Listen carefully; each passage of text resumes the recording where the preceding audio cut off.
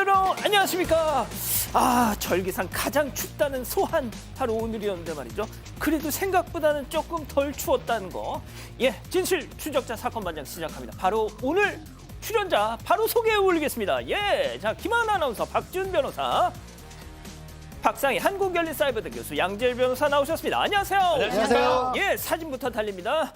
서울역인데요. 20대 여자 둘이서 김밥 먹다가 하나 흘렸는데 세상에 끝내 안 치우고 가더라고요. 제가 치웠습니다 하신 류승희님.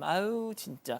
자, 서울 1호선입니다. 저녁 6시밖에 안 됐는데 저렇게 퍼질러 자네요. 일어나 인간아 하신 하지연님. 충북 음성입니다. 자전거 탄 할머니. 안 돼. 할머니 제발 좀. 그러다 다 죽어 하신 조영성님. HD 현대중공업 다니는 신랑 구본태 회사에서 우수 기술인상 받았습니다. 여봉 최고 하신 천미연님. 자, 사랑하는 우리 신랑 스티브 황씨 생일 축하해 하신 황미리님. 모두 사랑합니다. 자, 재미는 물론 의리로 함께한 아세사반 뉴스 최고! 대한민국과 전 세계 동포 가족 여러분의 시선을 모아서 출발합니다.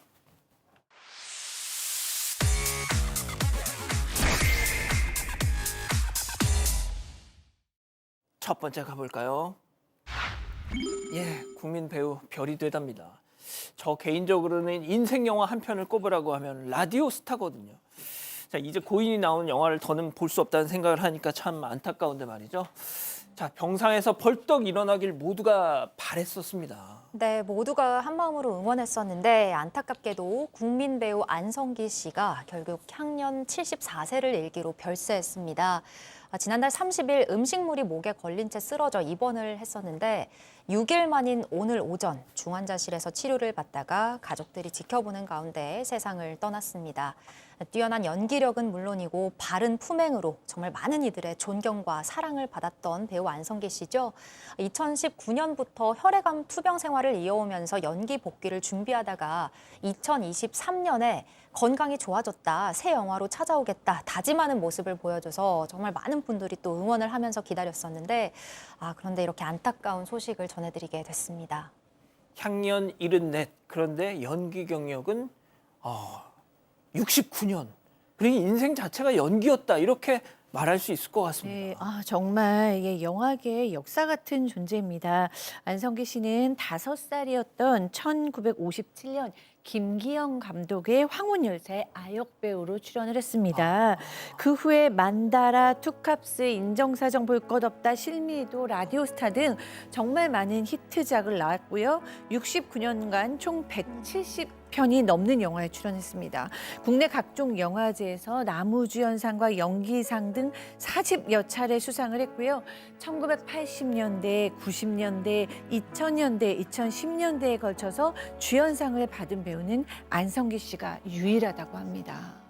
자, 정부에선 금관 문화 훈장을 추서한다는 소식도 들어왔는데 양 변호사님은 개인적으로 고인의 영화 중에 어떤 게 베스트라고 생각하십니까? 저는 뭐 베스트라기보다 마지막으로 이 이순신 명량 시리즈에 나왔을 때 그 모습이 이제 나이가 들어가면서는 주연보다는 조연들을 많이 하셨는데 오히려 그때 작품들이 하나하나가 굉장히 좋았던 것으로 그렇게 기억이 남습니다. 개인적으로 그냥 재밌었던 건 투캅 시리즈를 정말 좋아했었고요. 참 많은 분들이 이제 빈소를 찾고 있습니다. 대표적으로는 60년 가까운 친구로 조용필 씨가 중학교 동창이거든요. 이전에도 굉장히 가까운 사이라는 걸 공개하고 밝혀왔었고요. 그리고 조금 전에 제가 투캅스를 말씀했던 이유가 영혼의 연기 단짝이라고 해야겠죠. 박종훈 씨, 아주 슬픈 마음을 감출 길이 없다라고 눈물을 보이기도 했었습니다. 지금 한참 이분들도 이제는 중년이지만 이정재 씨, 정우성 씨 이분이 또 같은 소속사에서 운구를 맡아서 고인의 마지막 길을 함께 할 예정이라고 합니다. 그렇군요. 좋습니다. 다음 이어가죠. 수감 중 마주친 그 강도입니다. 자, 배우 나나 씨 자택에 침입했던 강도, 구속 이후 나나 씨를 살인미수 혐의로 역고소할 뿐 아니라 저희한테 억울합니다 하면서 편지를 보냈었죠. 자, 그런데 지난주에 이 소식, 편지 소식 전해드린 이후에 유치장에서 그 강도랑 같이 있었다는 제보가 들어왔습니다. 얘기 들어보시죠. 베란다를 진입을 하니까 앞에 사람이 한 명 있었다. 그 사람을 제압하는 과정에서 칼을 떨어뜨렸는데 방에서 여자가 나오더니 그 칼을 잡아서 내 목을 찔렀다. 상대방하고 이제 협의를 이제 하기 시작했는데 이제 나도 뭔가 보상을 받을 수 있지 않을까라는 심리에서 그리고 계좌번호라던가 이름, 전화번호를 이렇게 다 알려줬다고 합니다. 감옥에 가게 되면은 자기도 이제 잃을 게 없기 때문에 맞고소를 해가지고 뭐라도 얻어내겠다라는 사태에 대한 심각성은 느끼지 않고 계속 웃으면서 얘기를 하시더라고요. 자, 편지 속엔 분명 장갑과 헤드셋만, 그러니까 비무장 상태였다고 했는데 거짓말이네, 당장. 네, 그러니까 흉기를 떨어뜨렸다는 이야기를 제보자에게 했다는 건데요. 우선 이 제보자 어떻게 해서 이 남성과 대화를 하게 됐냐라고 하면 제보자가 유치장에 벌금 때문에 하루 정도 있게 됐었다고 해요. 그때 이 남성을 만났고 어쩌다가 여기 들어오게 됐냐라고 묻게 되면서 대화를 나누게 됐다고 합니다. 제보자에 따르면 남성은 구리의 부유층이 사는 동네에서 강도 행각을 벌이다가 잡혀 들어왔다면서 당시 상황에 대해 설명을 이어나갔다고 하는데요. 집을 물색하던 중에 2층에 진입이 가능한 집을 발견해 베란다로 침입을 했는데 집에서 나나의 모친을 발견한 뒤 들고 온 흉기를 떨어뜨렸고 모친의 목을 졸라서 제압하던 중에 나나가 나와서 그 떨어뜨린 흉기를 주워서 자신의 목을 찔렀다. 이렇게 설명을 했다는 겁니다. 자, 그런데 남성이 아까 앵커가 말한 것처럼 저희 사건 반장에 보낸 편지엔 나는 장갑과 헤드셋만 낀 상태였다. 흉기를 미리 준비하지 않았다고 강조를 했었잖아요. 경찰 관계자는 남성이 흉기를 소지하고 침입했다라고 밝혔었는데 이 제보자의 말을 들었을 때 편지 속에 이 흉기를 미소지했었다는 내용은 거짓말로 지금 추정이 됩니다. 거짓말은 차치하고요. 자, 강도가 강도 피해자를 고소하는 이 블랙 코미디, 이거 어쩜 좋습니까? 그러니까요. 미국 같으면 정당방위 인정 폭이 넓기 때문에 거의 고소를 못 하는데 아니, 총 맞아서 죽어도 어디다 호소도 못 하잖아요. 정당방위가 되는 경우가 되게 높죠. 우리나라 같은 경우 정당방위 인정 범위가 아주 어렵기 때문에 아마 이런 행동을 했던 걸로 보이고 지금 보면요. 유치장에서 만났던 남성에게 따르면 자신의 행동에 대해서 강도 행각에 대해서 심각하게 생각하지 않았던 걸로 보인다. 만약에 내가 잘못되면 고소라도 해서 나나한테 뭐라도 얻어야 되겠다라는 심산으로 고소하겠다라는 얘기도 했다고 합니다. 자, 그런데 나나 씨 같은 경우 SNS에 글을 썼어요. 아니, 흉기로 내가 지금 당했는데 그 흉기 한 사람 인권은 가해자 인권을 피해자 인권보다 더 보호받아야 되냐 이렇게 글을 지금 남긴 상황이거든요. 박 변호사님, 방금 그 나나 씨의 그 말씀 우리가 사건 반장에서 맨날 하는 얘기 그렇죠. 아닙니까? 맨날 그러죠.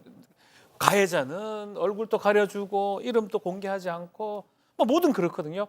그렇지만 이런 상황이 재판까지 간다면요. 이 가해자한테 유리하지 않을 겁니다. 아마 강도 상해죄이기도 하고요. 상당히 중하게 처벌될 가능성도 있고요. 이런 행동 자체가 범행 후의 정황입니다. 예. 또 나나 씨 같은 경우는 아마 정당방위 내지 그런 걸로 처벌되지 않을 것으로 보입니다. 예, 좋습니다. 자, 다음 이어가죠. 담배로 지지고 끼우고, 자, 충격적인 제보 영상 만나보시죠. 어두운 밤 주차장 안쪽으로 슬금슬금 들어온 무리들. 오늘따라 담배 맛있네. 자, 잠시 후 말이죠. 차에 불 붙은 담배를 저렇게 문질문질, 이번엔 창문에 대고 마지막으로 하더니 참은 손잡이에다 그 꽁초를 쑥 끼워놓고 떠납니다. 딱 보니까 고딩. 아마 그럴 것으로 추정이 됩니다. 이 제보해 주신 분이 제주시에서 고깃집을 운영하는데 지난 3일 오후 8시 정도였던 거예요. 요즘 차량들은 차에 이상이 있으면 알람을 집 주인의 스마트폰으로 보내거든요. 누군가 차문을 연다고 한다는 식의 알람이 왔답니다. 근데 이 차가 좀 특이해서 문이 손잡이가 밖으로 나와 있지 않아서 그냥 지나가는 분들도 이렇게 한번 잠겨보고 그래서 별일 아닐 걸로 생각을 하셨는데 혹시나 싶어서 CCTV를 돌려보니까 4명의 남녀 일행이 고등학생으로 추정이 된다고 합니다. 4명의 남녀 일행이 저기서 담배를 피우다가 그 담배를 피운 거를 끊는데 차가 문하고 창문 쪽에다 이렇게 비비더니 급기야는 그 안쪽으로 들어가 있는 문 손잡이 있지 않습니까? 거기다 끼우고 가더라는 거예요. 아이고. 도대체 왜 그런지 모르겠는데 아무튼 다른 일행이 꺼내놓긴 했는데 벌써 보세요. 찢어졌잖아요. 박 변호사님, 네. 고딩이 담배 피우면 뼈 녹습니다. 뼈가 막 정확하게 녹는지는 모르지만 안 좋습니다. 그리고 뭐 담배를 피는 거를 뭐라 할 수는 없지만 저렇게 행동하는 거는 뭐라 할 수가 있지요. 왜냐하면 굳이 차문 손잡이 이런 데를 손괴하는 의도로 했다고 보고 결국은 저 견적이 500만 원 정도 나왔습니다. 아이고. 피해 보상, 배상이 가능할 걸로 보고 또 손괴죄가 성립할 거니까 형사, 민사상 책임을 져야 합니다. 담배 끊어 한마디만 해주세요. 담배 좀 끊으라. 좋습니다. 자, 마지막 사연으로 가보죠. 결제 도와드릴게요. 자, 집단 지성의 판단을 받아보고 싶으시다면서 제보해 주신 사연 들어보시죠. 안녕하세요. 저는 9살 딸을 키우고 있는 40대 여성입니다. 지난주 새해를 맞아 가족들과 해외여행을 가게 됐는데요. 출국 전 그동안 차곡차곡 모은 돈으로 저를 위한 선물을 하기 위해서 공항 면세점에 있는 명품 매장에 들어갔습니다. 자, 들어가서 저는 마음에 드는 지갑을 고른 뒤 할인을 받기 위해 면세점 사이트 회원 가입을 하고 있었고요. 저희 딸이 옆에서 매장에 진열을 된 키링을 만지작거리고 있었는데요. 그 순간 일이 벌어졌습니다. 키링을 만지지 말아달라는 직원 말에 딸이 키링에서 손을 놓는 순간 키링 다리가 툭 하고 떨어진 겁니다. 저는 얼음이 됐고 당황한 직원은 곧바로 매니저를 불러왔는데요. 안 보자. 야, 이게 다리가 완전히 떨어졌던데. 그거 원래 좀 달랑달랑 했거든요. 아이고야. 뭐 아무튼 죄송합니다. 어떻게 하면 좋을까요? 죄송하지만 이 상품은 이제 판매가 불가합니다. 구매를 해주셔야 돼요.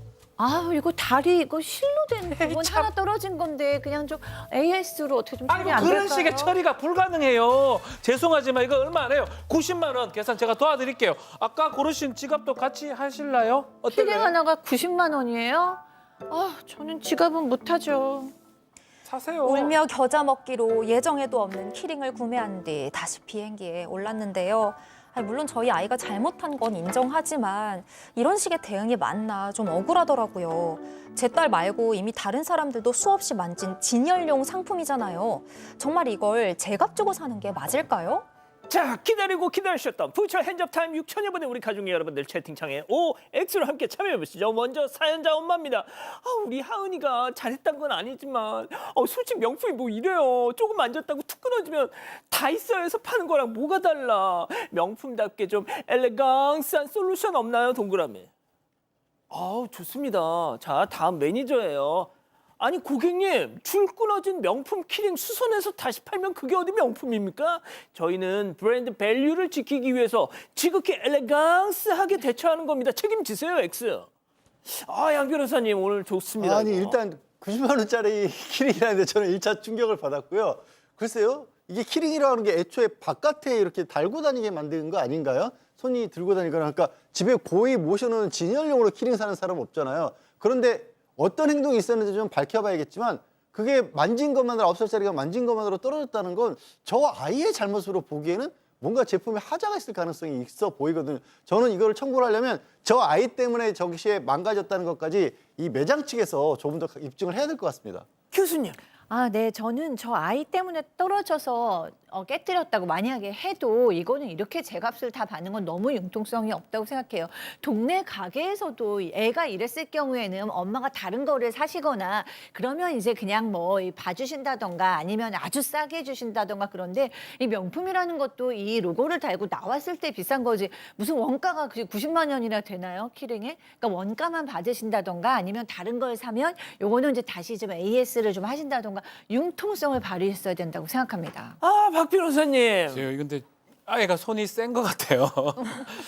지금 뭐 겉으로 봤을 때는 따님이 했던 행동으로 봐야 되거든요. 모르겠어요. 뭐 따져 보아야 될 것 같긴 하지만 그 매점의 매니저가 일부러 뭐 그러는 것 같지는 않고 기본적으로는 손괴를 하거나 파손을 했으면 책임져야죠. 그걸 왜 안 질라 하죠? 김하나 아나운서 지금 채팅창 분위기도 박 변호사님 쪽이에요. 네, 맞습니다. 덕이님께서도 차라리 그 장소에 어린 딸을 데리고 가지 말았던 게 안 왔으면 더 좋았을 것 같다고 말씀 주셨고, 저녁 산책님께서도 당연히 구매하고 AS 받아서 쓰셔야 된다. 지연유님께서도 사지 않으면 만지면 안 된다. 이렇게 말씀을 주시는데 그 와중에 동원 이원디님께서 면세점 직원들은 박변처럼 다 떨어져 붙네 이런 사투리로 안 갑니다라고 말씀 주셨습니다. 죄송합니다. 사투리 연기 더 이상 하지 않겠습니다. 자, 제보 메일, 제보 카톡 많은 연락 주시고요. 잠시 후 돌아옵니다. 채널 고정 리모컨 돈터치. Here for your trip? 호텔에서 말이야. 누군가는 첫 관객이 생겼대. 나는 어떤 방을 만나게 될까? 어디라도 걱정 없이 트립. 호텔 최저가 보장제 24시 고객센터. 호텔 예약도 트립.com. I'd crawl across an endless desert and sleep.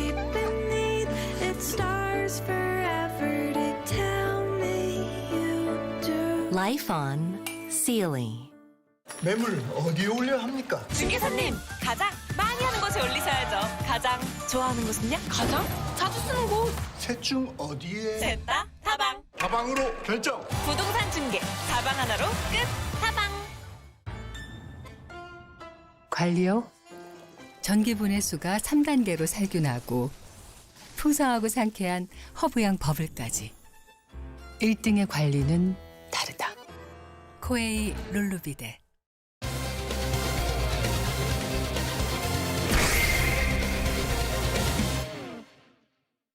카페 화장실을 무단으로 사용한 손님이 사실과 다른 내용의 글을 올렸다는 사장의 제보가 들어왔습니다. 음료를 결제해야 화장실을 쓸 수 있다고 안내하자 손님이 인터넷에 글을 올릴 듯이 협박을 했다는 주장입니다. 무슨 일이 있었던 건지 알아봅니다. 자, 최근 온라인에서 크게 화제가 된 글이 있었죠. 네, 맞습니다. 이 글에 대해서 먼저 자세히 설명을 해드리겠습니다. 한 남성이 지난달 27일에 가족과 함께 외출을 했다가 급하게 소변이 마려워서 의정부에 있는 한 대형 프랜차이즈 카페 화장실을 이용했다고 합니다. 볼일을 마치고 카페를 나가려고 하는데 갑자기 사장이 입구에서 양팔로 막아서면서 외부인은 화장실 사용 금지다. 음식을 주문해야지만 나갈 수 있다라고 말을 했다고 해요. 글쓴이가 그 말을 듣고 말없이 급하게 화장실을 써서 죄송하다 사과를 하고 90도로 인사도 하고 또 추운 날씨에 아이가 밖에 서 있으니까 다음에 꼭 이용하겠다는 말을 했다고 하는데요. 그런데도 카페 사장이 글쓴이가 가지 못하게 막았고 기다리고 있던 아내가 들어와서 그럼 아이용 병음료를 사자고 이야기를 하니까 이 사장 무조건 커피를 주문하라고 하면서 언성이 높아졌다고 합니다. 자, 그러다가 사장은 업무 방해로 글쓴이를 경찰에 신고했다고 하는데요. 이 글을 올린 글쓴이 카페 사장의 행동이 감금이나 강요에 해당하는 것 같은데 어떻게 생각하냐며 누리꾼들의 생각을 물었습니다. 자, 그 글이 인터넷에 올라오니까 세상에 카페 사장 뭐 어떻게 저런 식으로 장사를 하냐면서 막 엄청나게 비난이 쏟아진 거죠. 자, 그 해당 카페를 운영하는 사장님 부부, 그 글은 사실과 다릅니다. 또 이렇게 억울함을 호소하고 있습니다. 자, 직접 얘기 한번 들어보시죠. 안내문 가리키면서 그냥 음료 주문하시면 되세요라고 또 안내를 드렸어요. 근데 갑자기 조금 언성을 살짝 높이시면서 얼마인데요? 이렇게 말씀을 하시는 거예요. 그랬더니 이제 지갑에서 3,200원을 꺼내서 저지한테 약간 접근하듯이 여기 2,000원, 여기 2,000원 여기요. 이렇게 주시는 거예요, 저한테. 고객님 여기 안내문 보시면 2,000원이 아니고 5,000원이고요. 그냥 음료를 주문하시면 되세요라고 안내를 드렸어요. 키오스크에서 주문을 하시면서 아내분한테 전화를 하시는 것 같더라고요. 그 아내분 계시는 분이 막 매장으로 들어오셔가지고 그 남편을 막 몸으로 밀치면서 이런 거 주문하지 마. 이런 저렴한 거 이런 거 주문해. 저는 그런 거 주문할 필요 없어. 막 이렇게 하시더라고요. 자, 일단 양측의 주장이 팽팽히 맞섰는데 아까 들으신 것처럼 양팔로 손님을 막 막아서거나 손님이 또 90도로 막 죄송합니다 인사하는 모습은 일단 영상에는 안 보여요. 네, 지금 CCTV가 여러 개 있으나 그런 모습은 지금 CCTV에 없다라고 전해집니다. 이 사장님께서는 나는 손님을 막은 적도 없고 밖에 아이가 서 있습니다. 아이가 기다리고 있어요. 라는 얘기를 들은 적도 없고 그다음에 90도로 사과하지 않았다라고 주장하고 있어요.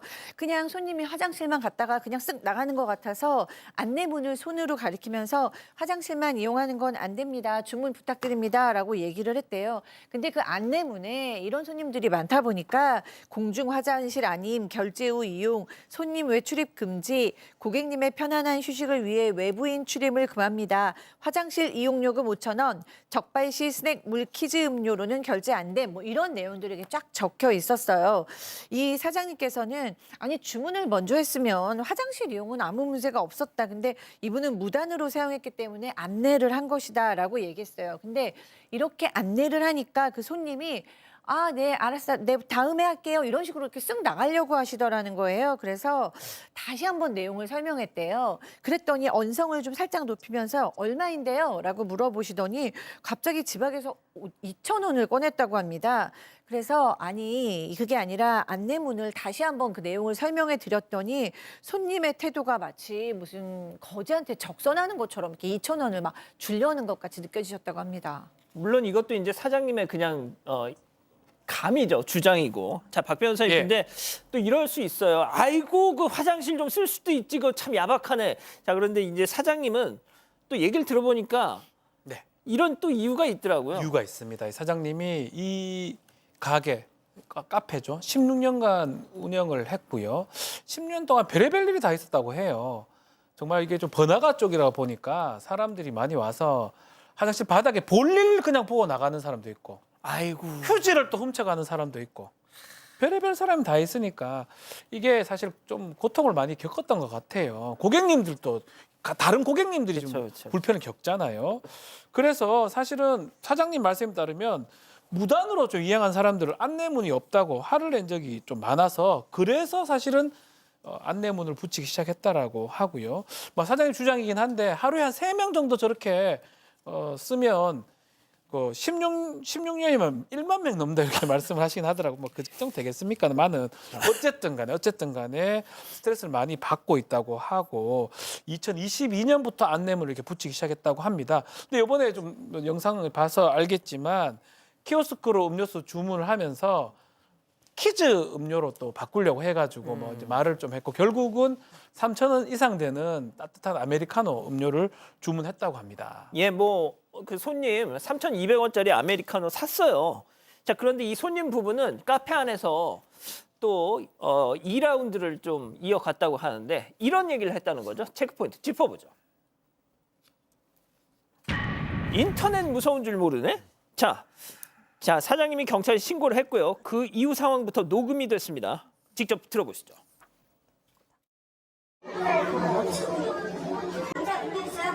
빨리 올라가세요. 경찰이 오는 거예요? 기다려요?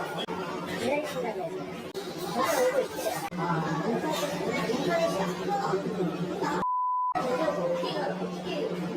그냥 저희를 약간 협박하듯이 뭐 이딴 데가 다 있냐, 인터넷 무서운 줄 모른다. 사진을 막 계속 찍으시고 손님들 들으라는 듯이 계속 고성을 지르시면서 협박성으로 말씀을 하시고 계속해서 길들여 막 얼굴 앞에다 흔들면서 막 빨리 내놓으라고, 음료 빨리 달라고 이런 식으로 말씀을 하셔가지고 그게 조금 무섭고 좀 힘들었거든요. 아, 일단 카페 소음 때문에 뭐 정확한 뭐 내용은 저희가 다 전해드리지 않겠습니다만 난감합니다, 이거 참.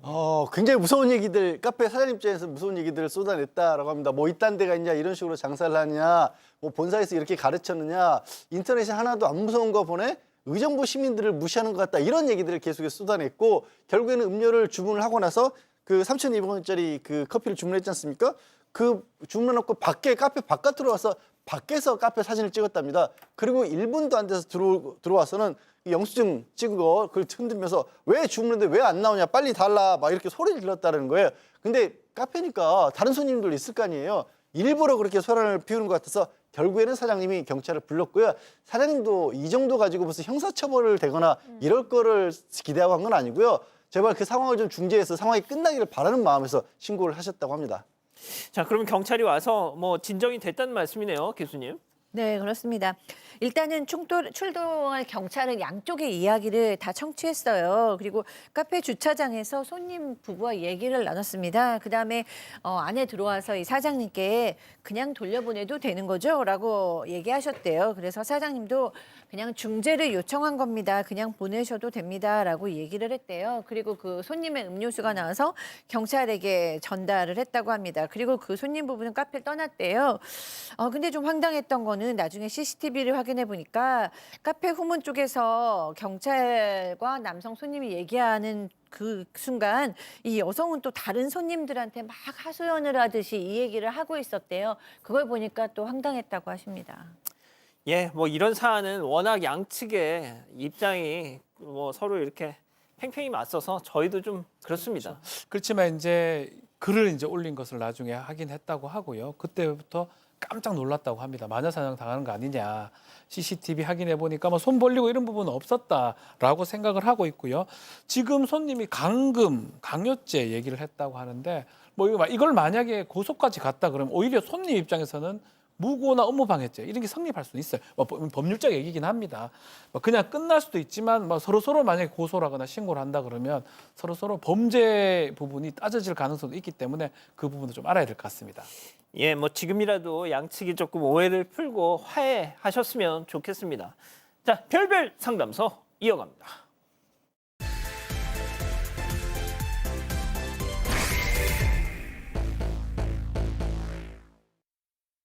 늦은 밤 남편이 아내에게 전화를 겁니다. 하지만 신호만 갈 뿐 전화 연결이 되지 않는데요.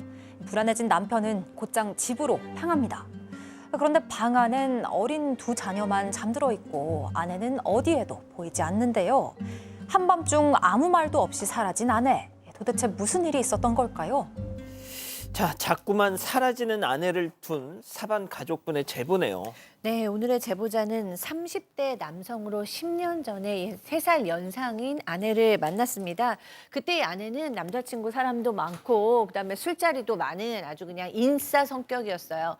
결혼 후에도 평일에는 뭐 러닝 모임을 갔고요. 주말에는 수영 모임을 갔습니다.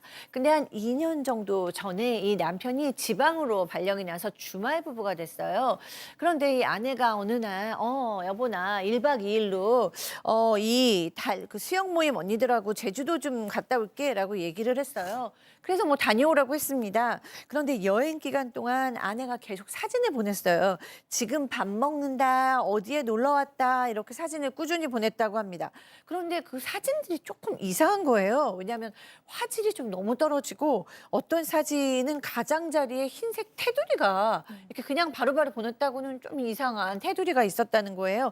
좀 이상하다 느껴서 제보자께서 이 사진을 온라인에서 검색해봤습니다. 그랬더니 이 사진이 4년 전에 어떤 사람들이 블로그에 올렸던 사진이었던 것을 알게 됐습니다. 남의 사진이네요. 그러니까요. 몇 년 전에 그걸 왜 올리냐 싶었는데 그 이유는 나중에 알게 됩니다. 우연히 PC를 보다 보니까 아내가 로그인했던데 그 PC가 담겨져 있는 모습을 발견했는데요. 그 안에서 누구랑 메일을 주고받는 장면을 포착을 했는데 특히 지연맘이라는 사람하고 많은 메시지를 매일매일 주고받고 있었는데 내용이 조금 충격적이에요. 우리 진짜 부부처럼 지냈잖아 말을 하니까 이 지연맘이 아직도 네 냄새가 나는 것 같다라고 하고요. 애정 표현 같잖아요. 지연맘이. 알고 보니까 지연이 엄마인데 지연맘이 아니었습니다. 아. 상간남이었던 것 아이고야. 같아요. 아마 의심을 좀 피하기 위해서 가명을 사용했던 것 같고 제보자가 이제 해명을 요구를 했죠. 요구를 하니까 예. 가볍게 만난 사이고 이미 헤어졌다라고 아내가 변명을 했고요. 또 이해해달라고 큰 소리 치니까 제보자 입장에서는 한 번은 용서해 주기로 했다고 합니다. 자, 들으신 것처럼 남편은 이 아내를 한 번 용서해 주려고 했습니다. 자, 그런데 아내 생각은 전혀 달랐습니다. 직접 남편 얘기 들어보시죠. 본인은 끝내려고 하고 끝내겠다라고 했는데 제가 계속 의심을 하고 자기 친구들한테도 전화해서 고립되게 만든다, 답답하고 숨이 막힌다 막 이런 식으로 말을 하면서 그리고 또 얘기하는 거는 나를 혼자 두게 했지 않았냐 그런 식으로 이제 프레임을 씌우더라고요 저한테. 아니 세상에 남편을 유체기로 만들려고 해요 지금? 네, 그러니까 제보자가 아내의 외도를 용서하고 일은 그냥 둘만 아는 일로 묻고 지나가기로 했는데 근데 아내가 주변 사람들한테 아니 가볍게 다른 남자 만나다가 헤어졌는데 남편이 나한테 집착을 그렇게 한다라고 말을 하고 다니는 겁니다. 내가 전화를 안 받으면 내 지인들한테까지도 다 연락을 돌려서 너무 창피하고 숨이 막힌다라는 얘기도 했고 심지어는 남편이 의처증 환자처럼 남자 관계를 너무 의심하고 폭력적으로 군 적도 있다. 이젠 안 되겠다. 이혼하고 싶다라는 이야기까지 주변에 했다고 하는데요. 근데 제보자에 따르면 이게 전부 다 사실이 아니라고 해요. 자, 그럼 제보자한테 정말 문제가 있는 겁니까? 아니요, 그렇지 않습니다. 제보자에 따르면요, 아내가 거짓말을 하면서 오히려 그 상간남을 계속 만나고 있었다는 겁니다. 아이고.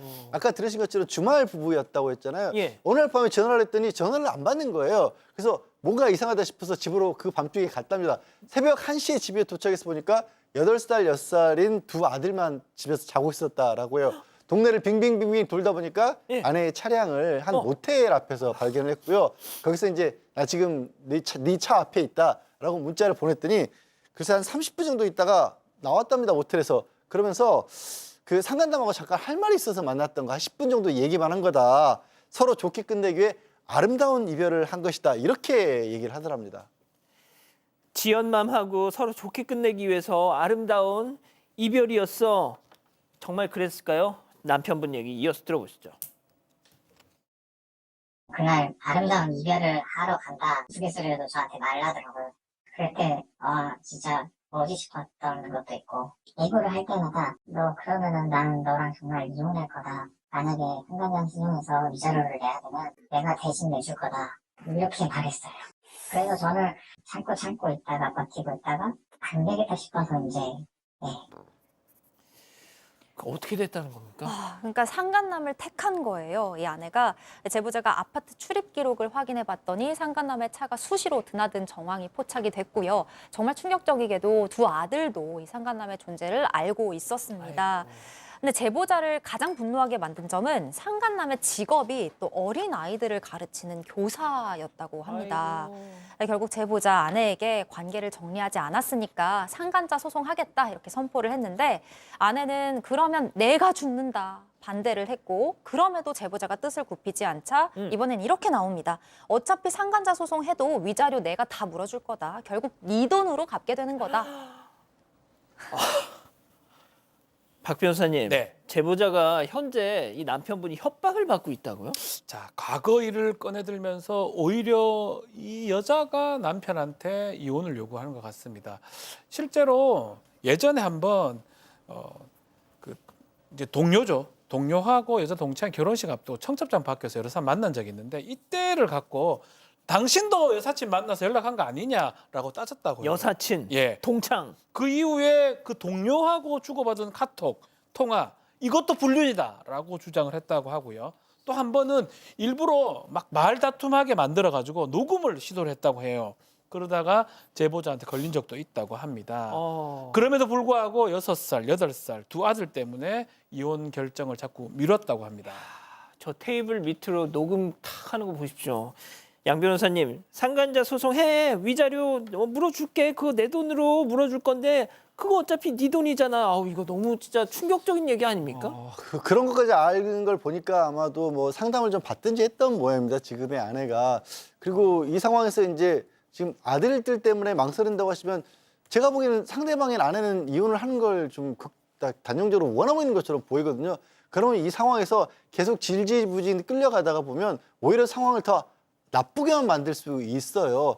정이 이제 그게 뭐 소송을 해서 크게 뭐 어떤 논란 내지 소란을 만들고 싶지 않으신다라면 합의 이혼을 하더라도 정리를 하는 게 더 상황이 악화되는 걸 막는 길이 아닐까 싶습니다. 그렇습니다. 교수님, 이혼을 망설이는 제보자한테 따끔하게 한 말씀 해주세요.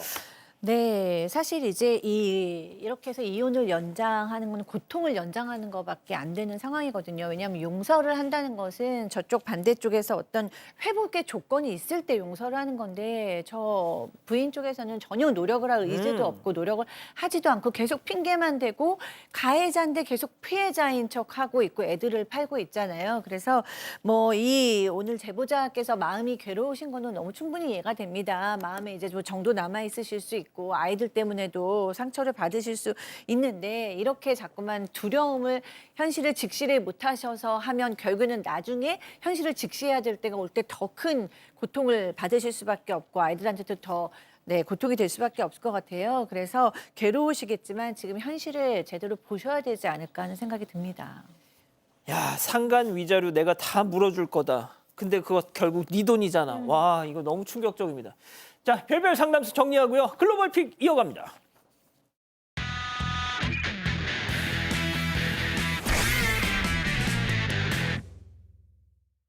자, 도로 위에 흰 차 한 대가 뒷부분이 들린 채 그대로 경사로를 들이받습니다. 그리고 경찰에게 완전히 포위되고 마는데요. 무슨 일이에요? 자, 앞선 상황 보시겠습니다. 급히 유턴하는 흰 차량의 뒤를 오토바이를 탄 경찰이 다급 쫓아가고 있어요. 경찰을 따돌리기 위해서 연달아 유턴을 하는 저 흰 차.